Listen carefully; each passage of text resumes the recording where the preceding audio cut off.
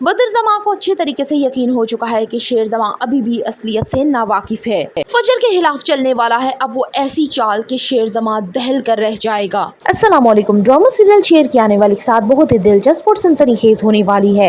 काकासा की तबीयत बिगड़ जाने पर उनको हॉस्पिटल लेके जाया जाता है। फजर को जब पता चलता है तो वो हंसकर अपने बाप को विश करने के लिए हॉस्पिटल तक आ जाती है और ये भी बताती है कि उसका अब शेर के साथ कोई ताल्लुक नहीं है, वो एक हॉस्टल में रहती है। लेकिन काकासा की तबीयत का बिगड़ते शेर भी फौरन हॉस्पिटल पहुंच जाता है और उसको वहां पे देखकर शाहताज के तंज के नश्तर तेज हो जाते हैं। शाहताज कहती है कि फजर तुम तो बहुत ही तेज निकली, इसके साथ रहने से बेहतर है कि तुम उसके साथ निकाह ही कर लो, तुम्हारे पीछे पीछे चला आता है।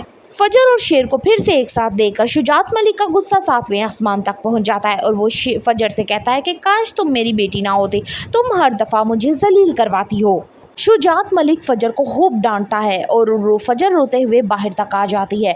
शेर जमा उसके पीछे पीछे आता है तो यहाँ पे फजर अपना लास्ट डिसीजन उसे सुनाती है कि आइंदा के बाद तुम मेरा पीछा नहीं करोगे, मुझे अपने घर वाले ज़्यादा अजीज़ हैं। तो शेर जमा कहता है कि हमारे रिश्ते के बारे में क्या, तुमने खुद ही तो कहा था कि तुम मुझसे शादी करोगी और अब तुम ऐसे कह रही हो। तो वो कहती है कि कोई रिश्ता नहीं, हर चीज़ तुम्हारी के साथ मेरे ख़त्म हो चुकी है, मुझे इस रिश्ते से ज़्यादा मेरे घर वाले अजीज़ हैं और वो नहीं चाहते कि मेरी तुमसे शादी हो, इसलिए मेरा पीछा करना छोड़ दो, मेरी जान छोड़ दो। दूसरी तरफ बदर और उसके दोनों बेटे बहुत ही खुश होते हैं कि उन्होंने कितनी आसानी के साथ शेर जमा को बेवकूफ़ बना लिया। इतना कुछ हो जाने के बावजूद भी उसे किसी चीज़ की खबर ही नहीं है और आइंदा भी वो जो कुछ करेंगे उसको कानो कान खबर तक नहीं होने देंगे। लेकिन दूसरी तरफ शेर जमा हर चीज़ से वाकिफ़ है और उसने जानबूझकर ऐसी फेक कंपनी आहद को बना के दी है कि ये इन्वेस्ट करते जाएं, कल कला ये कंपनी ख़त्म कर दी जाएगी और इनका सारा सरमाया भी डूब जाएगा।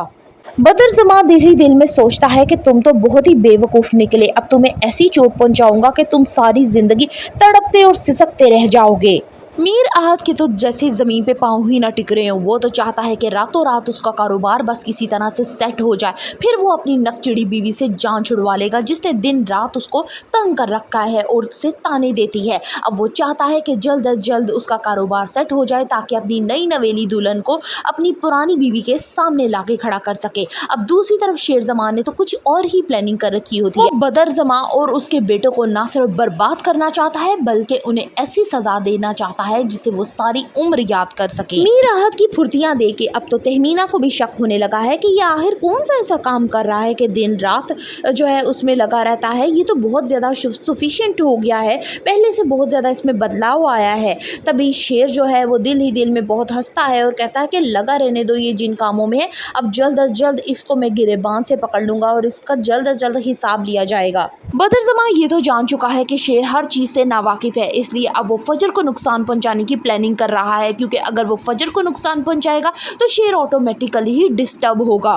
क्या बदर की चालाकियों से शेर जमा फजर को बचा पाएगा? For the further reviews of शेर kindly subscribe my channel and like the video.